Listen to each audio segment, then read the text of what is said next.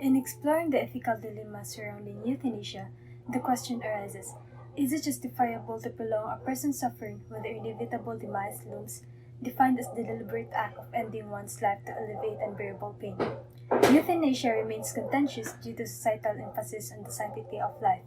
Despite prevailing ethical and religious concerns, proponents argue that in cases of terminal illness, euthanasia offers a humane solution to alleviate profound physical or emotional agony. Thus, the focus of this is to advocate for the legalization of euthanasia, contending that it can be a compassionate and appropriate response to mitigate the suffering of those facing imminent death. Opposing viewpoints exist on euthanasia, centered around the value of life, ethics, and concerns about a slippery slope. Some argue it contradicts preserving life according to ethics. The Hippocratic Oath, a crucial ethical guideline for physicians, condemns the use of euthanasia-like practices, viewing it as sinful as murder. Opponents of assisted suicide argue that physicians' involvement in hastening patients' death could lead to a dangerous slippery slope. Although there are opposing views from the Hippocratic Oath and some religious beliefs, perspective on what harm is and religion can differ, and the careful implementations of regulations can address concerns about potential slippery slopes.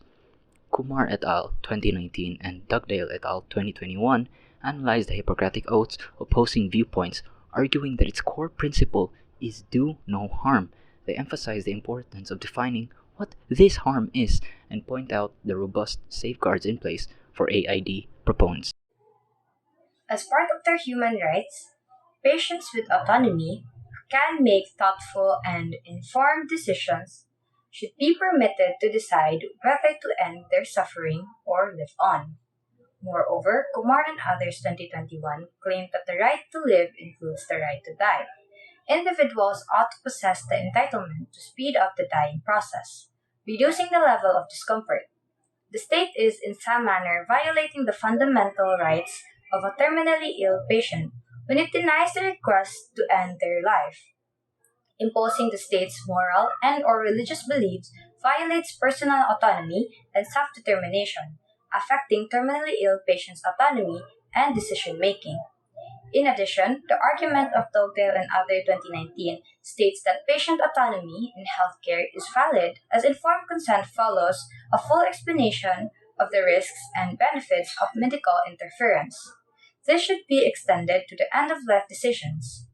By neglecting this entitlement, society is disregarding the patient's autonomy over their own lives.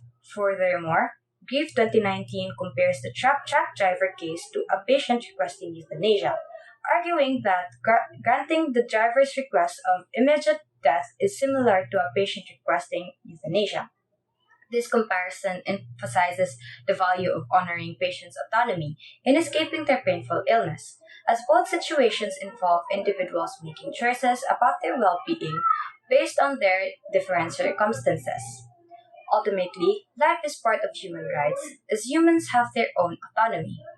This is the state's duty to protect and make sure that the people's rights are not disregarded and neglected.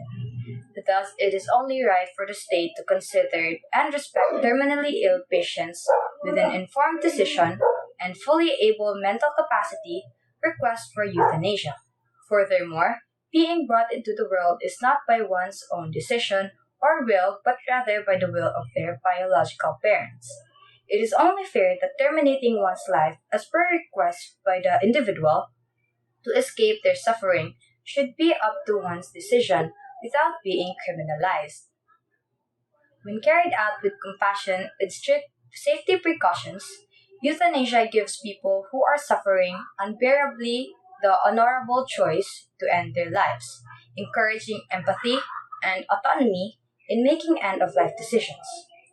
According to Kumar and others 2021, sculptures from ancient Hindu culture introduced the idea of wishful death, showing the deliberate acceleration of terminal illnesses and providing a preemptive look at the moral issues surrounding end of life decisions. According to Dugdale and others 2019, there are many different names for euthanasia, such as death with dignity and physician assisted suicide, of which the latter is the most commonly used. Using this kind of language is crucial for fostering respectful and well-informed discussions about this delicate matter. According to Grief 2019, there are two routes that people can take when it comes to dying. Either they make the decision about when and how to die on their own, or something unexpected and uncontrollable happens to them. The truth is that a lot of people pass away from this world either earlier than they expected or in ways that are not in line with their preferences. A more compassionate way to make end of life decisions is made possible by compassionate euthanasia, which gives people control over their last hours and ensures that their death is aligned with their wishes. As we view different perspectives on mortality, a striking paradox emerges. The desire for autonomy to choose one's end contrasts with unfortunate reality that not everyone has access to this choice. This underscores the challenges of accessing medical assistance when dying and the significance of being able to pass away with dignity. Euthanasia becomes a compassionate choice for a terminally ill patients who are in agony, as long as it's carried out within strict ethical guidelines and with fully understood and informed consent. The definition of euthanasia by Kumar et al. 2021 offers the legal aspect of the practice of causing a painless and merciful death for those who are in the final stages of illness. This definition underscores the importance of showing empathy through intervention that ease end-of-life suffering. Grief 2019 challenged us to consider the paradox of voluntarily prolonging life while being reluctant to hasten its end for those who need relief.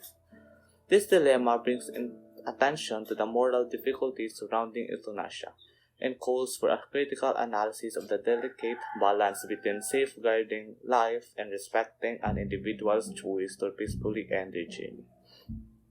Tugdal et al. 2019 makes a difference between euthanasia and physician-assisted suicide, emphasizing thought process involved in providing a terminally ill patient with assistance.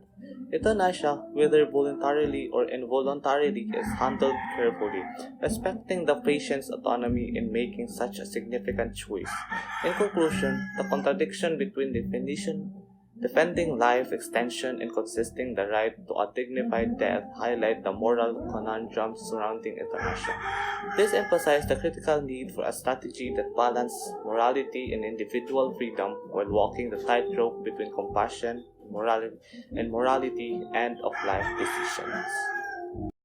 Therefore, euthanasia remains debatable, with some considering it a morally justifiable option for individuals enduring excruciating pain. Still, it is crucial to implement euthanasia within a legal structure that accounts for the autonomy and freedom of every person. Now, I believe, is the time to give those who are genuinely suffering the choice. Should we really be allowed to prolong the agony of people that are facing excruciating pain and terminal illnesses? Euthanasia gives these people the option of a dignified way out.